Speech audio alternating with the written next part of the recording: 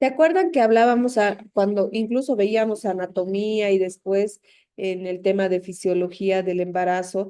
Les decía que el cérvix estaba formado o contenía muchas glándulas que ayudaban a la producción de una sustancia mucosa y en realidad desde el inicio del embarazo se va produciendo el tapón mucoso. Entonces, es nada más eso, esa producción que se ha hecho por las glándulas cervicales que han ido como taponeando, en otras palabras, el orificio cervical interno y externo. Y cuando se va a iniciar el trabajo de parto, cuando ya se va a dar inicio a la dilatación y al borramiento, va a existir esta eliminación del tapón mucoso. Entonces, es una sustancia mucosa, espesa, de aspecto herrumbroso y a veces, o la mayor parte de las veces, va a estar acompañado de estrías sanguinolentas. Y muchas de nuestras pacientes van a considerarlo como el signo del inicio del trabajo de parto. ¿Cómo acuden a los hospitales? Nos dicen, ya he botado la seña, ya he eliminado la seña para mi parto, nos dicen.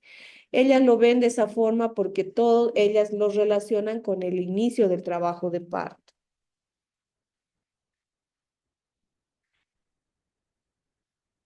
La formación de la bolsa de las aguas. Aquí van a poder ver unas imágenes ahí en la parte inferior, donde se puede ver diferentes tipos de bolsas. ¿Qué quiere decir las bolsas? Es el contenido líquido nada más que está rodeando al feto, en este caso a la cabeza fetal. ¿Cómo se va a producir esta formación de las bolsas? Igual va a estar dada por las contracciones uterinas que van a ir actuando sobre el polo inferior del feto y lo van a ir deslizando hacia abajo. Va a estar compuesto por el amnios por dentro y por el corion por fuera. Entonces estamos hablando nada más de la bolsa que está rodeando al feto. Tenemos Normalmente vamos a tener una bolsa menos saliente, plana y ligeramente convexa. Y aquí abajo vamos a tener, por ejemplo, la imagen donde ustedes pueden ver una bolsa convexa, que estamos hablando de una forma normal. Si tuviéramos estas otras variedades, la cilíndrica o el reloj de arena, por ejemplo, nos van a orientar hacia una probable complicación en el trabajo de parto. Perdón, un momentito, se ha cambiado. Si tenemos una bolsa de las aguas cilíndricas o el reloj de arena, ¿qué creen que nos pueda sugerir? ¿Por qué podría adquirir esta posición? En otras palabras, ¿por qué el líquido está saliendo más de lo que se espera? Y la cabecita del feto se está quedando arriba. Eso quiere decir estas imágenes que vemos acá.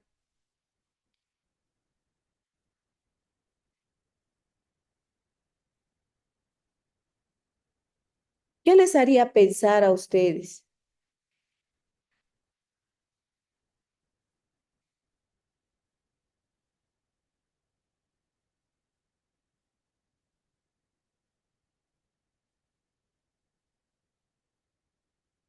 ¿Verdad, chicos?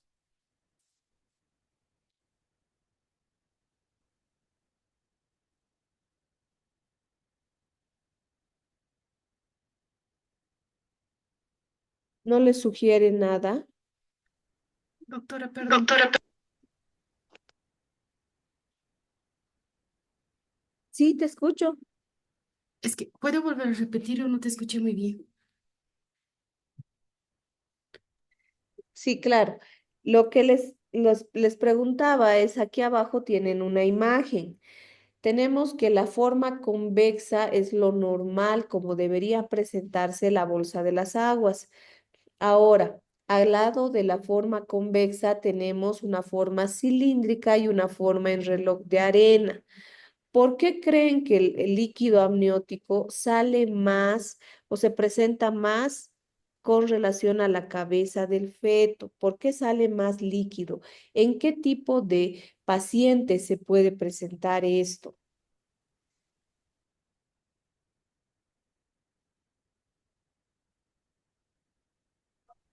En la ruptura de la membrana.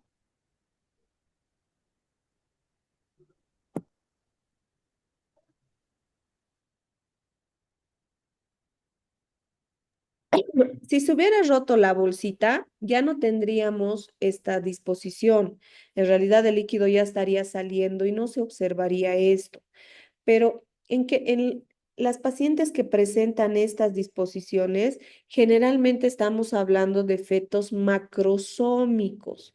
Entonces son bebés grandes que no pueden hacer el descenso de la presentación. O sea, en otras palabras, la cabecita no baja, no desciende y lo único que va saliendo es la bolsa de las aguas.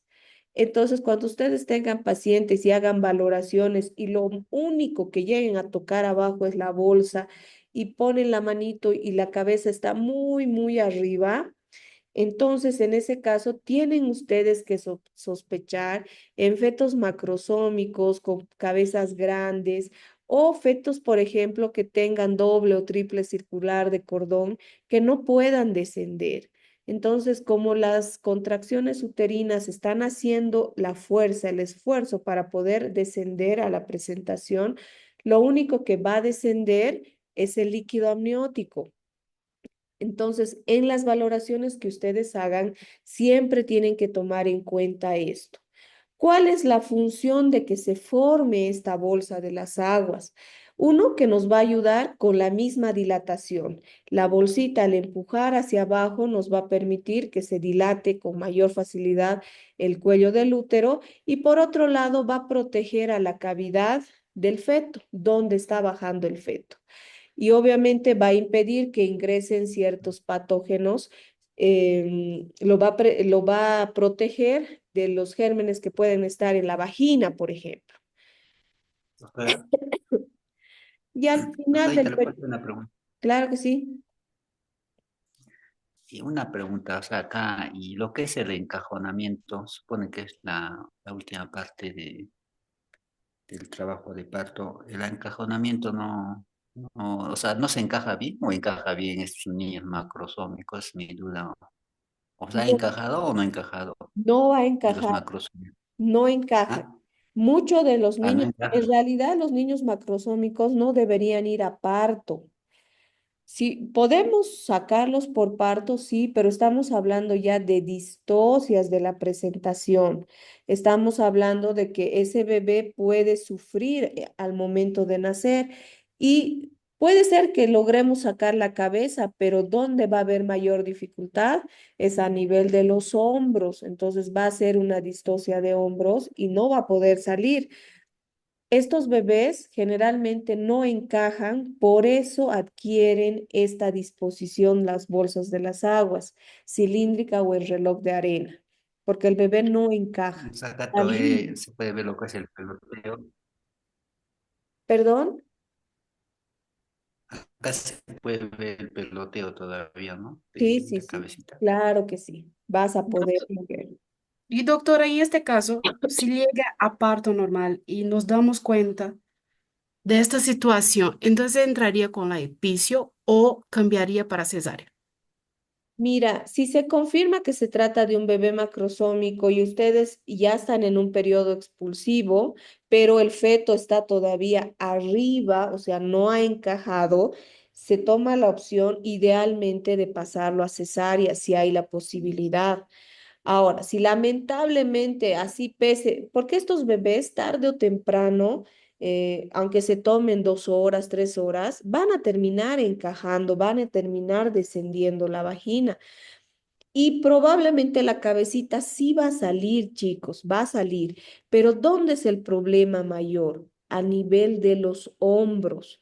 Así ustedes le hagan la episiotomía, va a existir una distocia de hombros, porque el bebecito no va a poder salir. Y muchas veces, ¿qué hacemos cuando observamos la distocia de hombros? Porque tenemos minutos para decidir. Si ustedes no sacan al bebé, ¿qué va a pasar? Se va a morir, porque va a morirse ahí asfixiado porque no está pudiendo salir. Sí. Entonces, como tenemos esos minutos para decidir, lo que nosotros terminamos haciendo que es fracturar las clavículas. Mm. Tenemos que fracturar las clavículas del bebé y lamentablemente corremos el riesgo de que no solo de fracturar las clavículas, sino de ocasionar una lesión a nivel del plexo braquial. Entonces ahí estamos todavía con una complicación más seria porque vamos a condicionar la motilidad del feto a nivel de los miembros superiores. Entonces son situaciones complejas, patológicas, por eso es que las valoraciones deben estar bien hechas, pero yo les digo que este tipo de complicaciones se ven a diario en los hospitales. Por eso es que tenemos estas cosas, por ejemplo, el encontrar una paciente con bolsas de las aguas de forma cilíndrica o el reloj de arena, nos tiene que hacer sospechar que algo está pasando, que el feto no está descendiendo de la forma correcta. Para eso son estas valoraciones, por eso es que ustedes tienen que saber cómo es lo normal y qué es lo patológico. Muchos de los bebés ha ocurrido en los hospitales, ha ocurrido en el Hospital Benigno Sánchez donde trabajo. Lamentablemente se ha intentado sacar al bebé, se ha perdido mucho tiempo y ¿qué ha pasado? Los bebecitos se mueren en el intento de salir. Como no logran sacar, entonces el bebé no le llega oxígeno y muere. Y el otro, en el mejor de los casos, ¿qué pasa? Hay que fracturarle las clavículas y hacer posteriormente una valoración por traumatología, por neurocirugía y ver que no esté comprometido a nivel de los nervios. Por eso es que los fetos macrosómicos tienen que ser diagnosticados. Si bien en aquellas pacientes multigestas que ya tienen más de 4 o 5 hijos, puede ser que nazcan de forma normal, fetos de más de 4 kilos, pero en aquellas pacientes que no tienen hijos, han tenido un solo hijo, etcétera, pueden tener serias complicaciones. Por eso es que tenemos que diagnosticarlos. Gracias, doctora.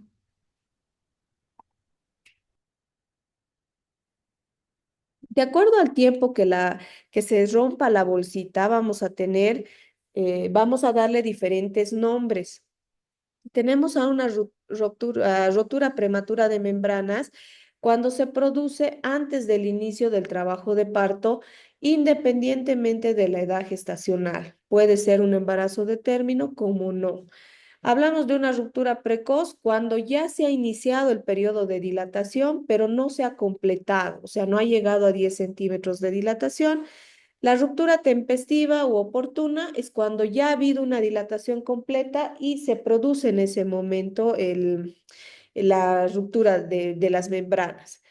También existe la ruptura alta. Estamos hablando por encima del área cervical y en este caso la pérdida de líquido es pequeñas, son escasas pérdidas de líquido. O sea, no vamos a ver como que la paciente se hubiera orinado, etcétera, y se moja completamente.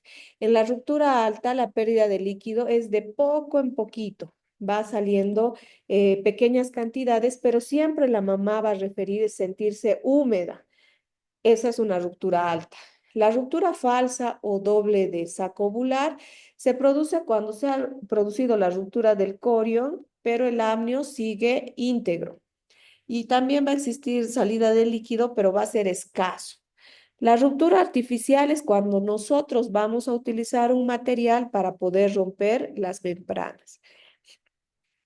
El líquido va a tener una característica. Generalmente, cuando hablamos de un líquido normal, de un embarazo de término, hablamos de un líquido blanco grumoso. Así lo describimos. Generalmente es una consistencia transparente con grumos, como si tuviéramos en medio del líquido presencia de arroz, por ejemplo.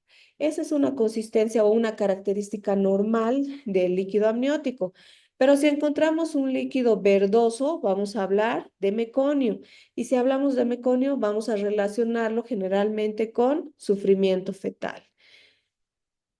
Si encontramos grumos negroverdosos, vamos a hablar de hipoxia fetal o en los pacientes que no tengan, que no estén pélvicos, ¿no? Que estén de cabecita.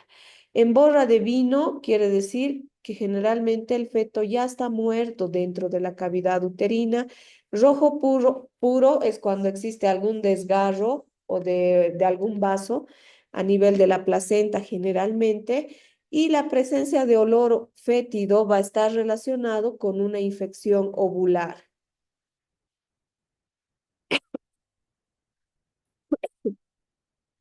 Existe también la ampliación natural del canal blando del parto, o sea, estamos hablando de la salida de la vagina. La vagina es el anillo imenial, perdón, la vulva y el periné se van a distender por la presentación y la bolsa de las aguas. Al final del parto va a ceder el diafragma muscular del periné, de los músculos elevadores del ano y de los músculos isquiococcígeos, lo que va a hacer una retropulsión del coxis, o sea, va a permitir que el coxis se vaya más hacia atrás y estamos hablando que va a ampliar el canal del parto de más o menos 2 centímetros, o sea, es harto lo que se va a ir hacia atrás. Lo que va a ocasionar es un abovedamiento de la región retroanal del periné y distensión del ano, para que finalmente nos permita la salida del feto, como estamos viendo en la imagen.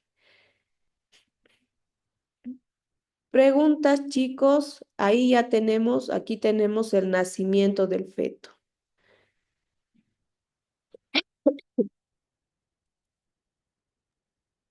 ¿Alguna pregunta que quede pendiente? La próxima clase vamos a continuar con parto 2. Por favor, no se olviden anotar sus nombres.